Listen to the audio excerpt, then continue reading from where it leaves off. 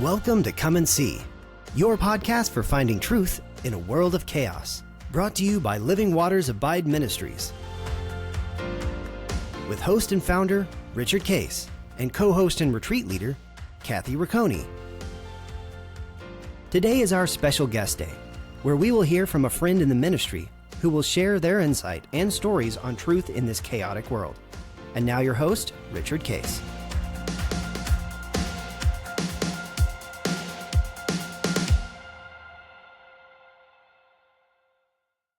Well, good morning, everybody. This is Guest Thursday, and we have a very special guest. We've had Casey Mulligan on before. He had served in Bush in the White House, and I think he served with Trump before, right? Yeah, never President Bush, but definitely President Trump in the first term. Okay, first term with Trump. And so you're an economics professor at the University of Chicago.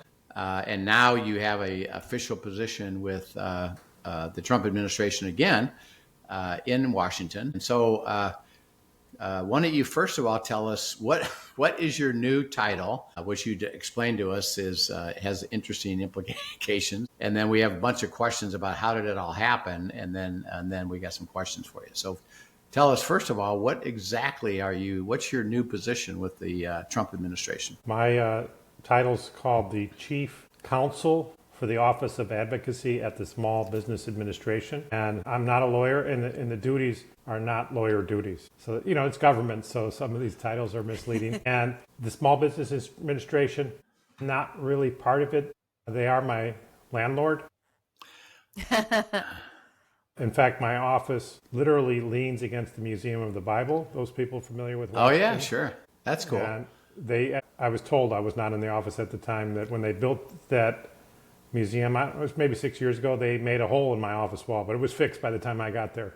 But hey, you can make a new hole, and you just walk over and check it out. Okay, so are you still a professor at the University of Chicago, and do you have duties at the University of Chicago, or does this give you kind of a leave from that? I'm on leave. I do not have duties. I do not have paycheck or health insurance or anything like that. And will that be basically like a sabbatical that you're on for the president for this term, and then you'll go back afterwards? Is that how that works? Well, we take it one academic year at a time. The university's on an academic calendar. I got confirmed on August 5th, which is pretty darn close to the beginning of an academic year. Nice. Okay. No, I was confirmed August 1st, sworn in on August 5th. Yeah. And you still maintain your tenure there, right? Yeah, that's part of the leave of absence. Yes. That's good. Well, first of all, we know that process is not an easy process itself. So walk us through the timeline and all the things that you had to go through just to be confirmed. How is that confirmation done? Is that done in the Senate? How does that work?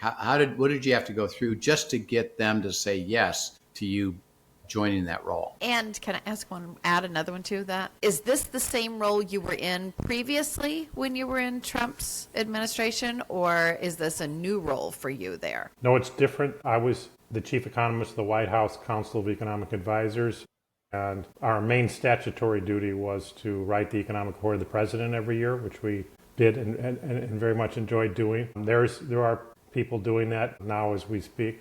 I work with them a lot, but they have that duty. There's a lot of regulations, which we've talked about on previous shows, and I was working with the transition team. Well, what kind of role could just focus on the regulations? We kind of created an office, and then we realized, wait a second, there's an office for that. It's called the Chief Counsel for Advocacy at the Small Business Administration.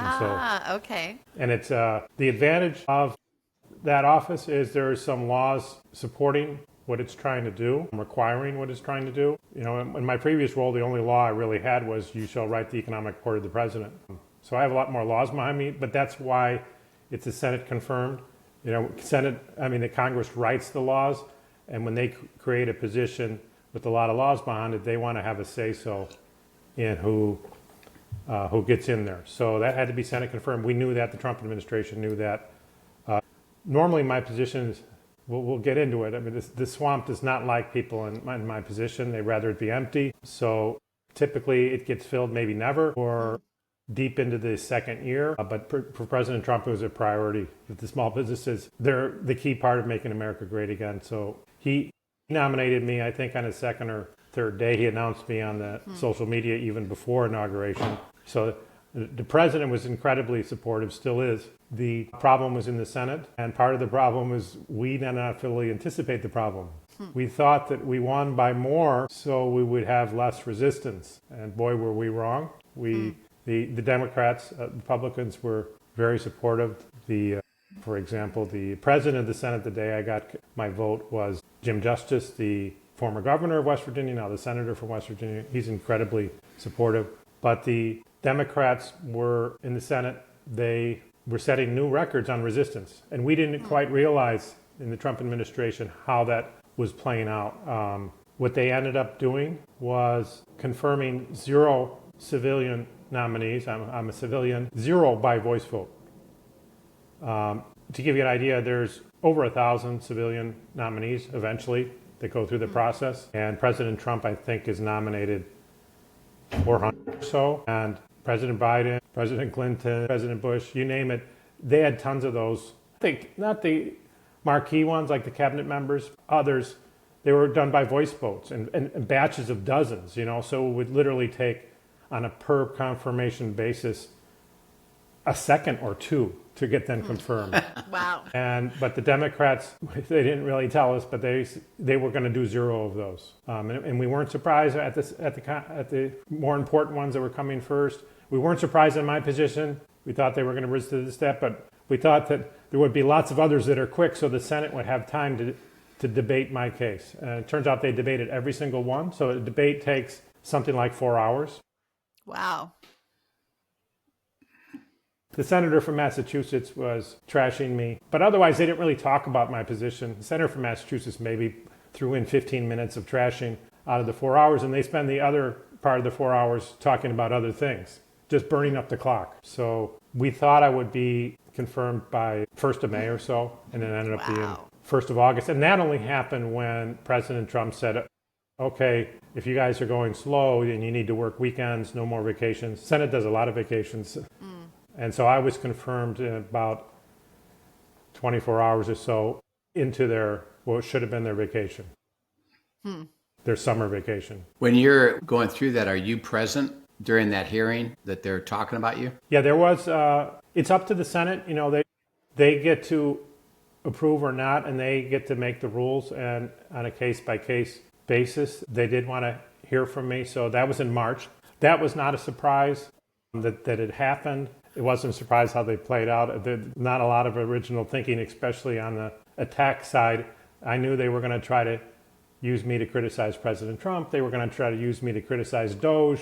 Totally expected, totally prepared for. So I was very happy with the process. If you watch the video, you can see my daughter sitting behind me, Julia's sitting there. We had fun.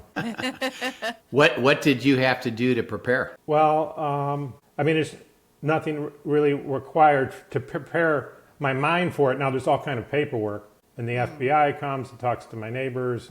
There's a little confusion that one of my neighbors has the same name as my previous neighbor who died. Oh, no. So we had fun with that. But there's that kind of paperwork in the preparation. Because my office kind of sits on its own, we kind of prepared on our own. And what I did is I used some AI to gather the confirmations of the cabinet members who do similar things that I do. And then I had a kind of dialogue, well, what's the common theme that they talk about and that the Democrats attack on and stuff like that. And so I had watched a bunch of that play out and told myself, I'm going to do it like she did or like he did, or I'm going to turn over here when they try to talk about Doge, things like that. Yeah. And what does that look like? So were you fully as a professor while you were doing all of this then? Or did you shift gears? How does that play out? Because that's a lot. Well, it was a little awkward and unfair. I think, we thought I would be confirmed, May 1st. Mm-hmm. And normally I would have a class from roughly April 1st into June. And we had talked, with U Chicago administration, well, what should we do about this? Should we try to squeeze the class into a few months? What if I get confirmed, then I have to leave? I can't work there anymore. Would that be fair to the kids and things? So we ended up canceling my class at the last minute. We didn't have to because I was confirmed not until August. So that was a disappointment. I love teaching those classes, so I didn't like it. The students were disappointed. My actual hearing in the Senate, and when we brought the kids and stuff, that was more or less during spring break. So we didn't really interrupt classes for me or the kids, for that matter. Yeah. Okay. And now that you're in that position, what's your cadence between Washington and back in Chicago? How do you operate with, in one place and then another? And I'm assuming Julia and the kids are still back in Chicago fundamentally. How does that all work? Yeah, I mean, that's another thing that's kind of unfair, that, we didn't know how long this was going to go on. Once we realized the game that was being played, we didn't know how long it was going to go on. So they couldn't sign up for any schools or anything in Washington. We had them all sign up for their normal schools. Is there a cadence yet? We're in a shutdown right now. So that's not a cadence, and it's even a little more confusing than that, because my office is not shut. Congress did a lot to keep my office separate from the political process. So every one of my employees is working 100%. Now, what do we do? There's plenty to do. In fact, it's not real good, I don't think, but there are plenty of agencies that are open because they get their own money by more or less slapping fines on ordinary people and businesses, so they can stay open. They don't need the new congressional money. And so I do work with them. It's a bit of ironic. I'm able to work with them because of that money, and I want to tell them stop doing that. That's funny. That is funny. So there's a cadence there, and my landlord 100% closed. So I've been in Illinois maybe more than normal because there's not stuff going on, especially on a Friday, even a Thursday, except in my office. And unlike the last time I was in Washington, we have Zoom and all that stuff. So yeah. So I'm not sure there's a cadence yet. We'll see. Yeah. When it comes back, everything's back to normal. What do you think it'll be like for you and Julia and the kids? How will all that work? And how old are your kids again, if you don't mind me asking? The oldest is 27. He's got a busy job. The second is 24. He has a busy job as well. Then there's Johnny. He's in college. He's supposed to be busy with homework, but it's not in our house, So there's only girls at home now, Julia and daughters, and they're in 7th grade and 9th grade. Okay. Yeah. So how do you think when it gets back to normal? How do you think that'll all? What will be your back and forth, or would they come to Washington? Well, we'll see what's happening so far. That could easily continue, I would think. I'm home half the nights, almost exactly. Some weeks I come home on Thursday night, and others on Friday night, and then I come back first flight Monday morning. It's from Midway. I hope in our show you don't get interrupted by airplanes. I'm really close to the airport here, 9 minutes. So it's very easy. It's not tiring on me. So that ends up being exactly half the nights. But, yeah. It depends. Kids, things change and stuff. So we'll see. Yeah. Yeah, we'll be praying for that to have it. And then is it, given that you're in this position, is it likely that you would... I forgot to mention the other part. I don't have a lot of employees. I don't, some agencies have $1 trillion with a T. I don't have $1 billion with a B, not even close. But my secret really is listening to the small businesses. So I have at least a quarter of my employees are not in Washington. Yeah. They are out in the country, listening to small businesses, visiting them, cold calling them. It's part of my job is to go out and participate in that. I was just in Wheaton on Tuesday. So I was home. I mean, the kids were at school and I was at Wheaton at small businesses, but I was home on Tuesday this week as well. So that's another part of the job. It was not, before I was in the White House, that's my only work was right there. I didn't even travel to another building, let alone into the country. Yeah. Will you, in this position, since it's a confirmed position, is it likely that you would be in the entire term? You would serve it the entire term? Well, Chicago's on academic years, and the political process is not. It's more closer to a calendar year, right? So I don't know exactly how that'll play out. And my position's been empty. People are not even used to the position, so we'll see how the position adapts and what people need and what my family needs. And so, what exactly is your what do you do you do? What are you really looking to accomplish in your position now? Well, the first task is listening. That's the secret part. I'm hearing stuff from outside of Washington, and most of the other offices are only hearing it from inside of Washington. And guess what? In Washington, they don't know a lot. Yeah. Your listeners are not going to be surprised. So it's a little overwhelming. In fact, every time I go out, I'm hearing serious problems. And it's not like President Trump is not all over a whole bunch of serious problems, but I hear even additional serious problems that haven't come on his radar. And so, I'm bringing that back. It's a target-rich environment. It shouldn't be that way, but it is a target-rich. I can randomly walk down Main Street, Wheaton, or an Iowa State Fair, or you name it, and somebody's going to tell me, wow, that is a real problem. Now I understand the part of the government that's causing that, and the White House and people in Washington are not aware. I'm going to make them aware. So that's the first part, the listening. Great. Now, the people who suffer from these problems, they not aware of the mechanics of the government, of how it might be fixed. Who do you approach to fix it? Is it Congress? Is it the administration? What's the problem? And so we interface that part. I'm pretty good at recognizing the esoteric part of the government that's responsible once I kind of hear the issue. And then when I'm in Washington, I'm meeting with those different agencies or the cabinet members and saying, well, your agency's been causing this problem for years. Small businesses really want you to fix it up, and I have to be convincing. Ideally, I convince them. Maybe I have to go to the White House and say, one of your cabinet members is not really dealing with this problem or not dealing with it fast enough. And so I try to make allies that way. So there's an internal politics part of the job and then the external listening.